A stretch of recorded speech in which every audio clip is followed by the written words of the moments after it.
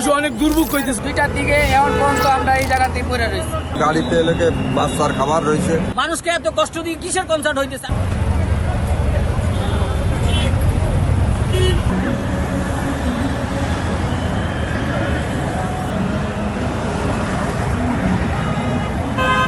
মানুষ অনেক দুর্ভোগ হইতেছে। মানুষের এক হিসেবে আমরা সবাই ড্রাইভার মিলিয়া এই সামনে আসা উচিত।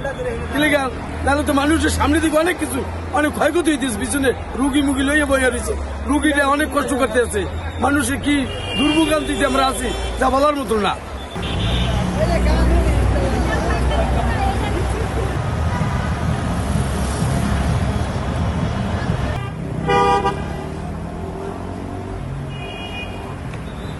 থেকে আসছি 3:30 বাজে, এখন পর্যন্ত প্রায় 4 ঘন্টা হয়ে গেছে। এই রাস্তার মধ্যে আমরা কত সমস্যায় আসি, এখন পর্যন্ত যাইতে পারতাছি না। গ্যাস নিতে পারি নাই, দুপুরবেলা খাইতে পারি নাই, কত সমস্যা।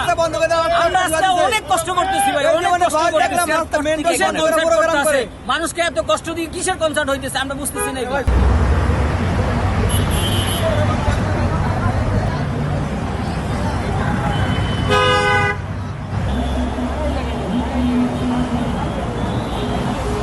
আমরা 3টা থেকে এখন ঠিক আছে, আমরা বসে রয়েছি এখানে। তারা বিডিআর আছে, আর্মি, সেনাবাহিনী সবাই আছে, সবাই রাস্তা বন্ধ করে প্রোগ্রাম করতেছে। আমরা এখানে বসে রয়েছি। এবার বলেন, আমরা দুপুরে লাঞ্চ এখন করতে পারি নাই। কত ঘন্টা আপনার জ্যামে? 3টা থেকে বাজে, এখন কয়টা বাজে? এখন 7টা বাজে। 4 ঘন্টা 5 ঘন্টা হয়ে গেছে আমরা জামে আটকে রয়েছি। 3.5 ঘন্টা 4 ঘন্টা হয়ে গেছে। একই জায়গায় বসে রয়েছি, বেশি খারাপ লাগে না। একই জায়গায় বসে রয়েছি।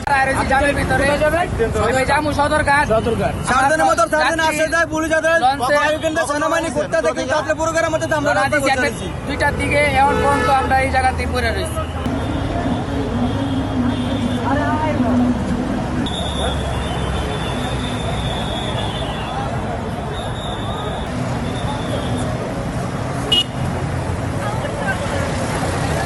এক জায়গায় পড়ে রয়েছি। ফেলার একটু গাড়ি এদিক ওদিক এই ফ্লাইওভারের উপরে, এখন এই ফ্লাইওভারেতে একটু নামিয়েছে, এই পর্যন্ত শেষ। এখন পর্যন্ত মনে করেন যে জামেই পড়ে রয়েছে। আবার গাড়িতে এলাকে বাচ্চার খাবার রয়েছে, এই খাবারটাও নষ্ট হয়ে যাচ্ছে। এখন এটা দ্রুত ফ্রিজে না রাখতে পারলে আমার এই খাবারটাই নষ্ট।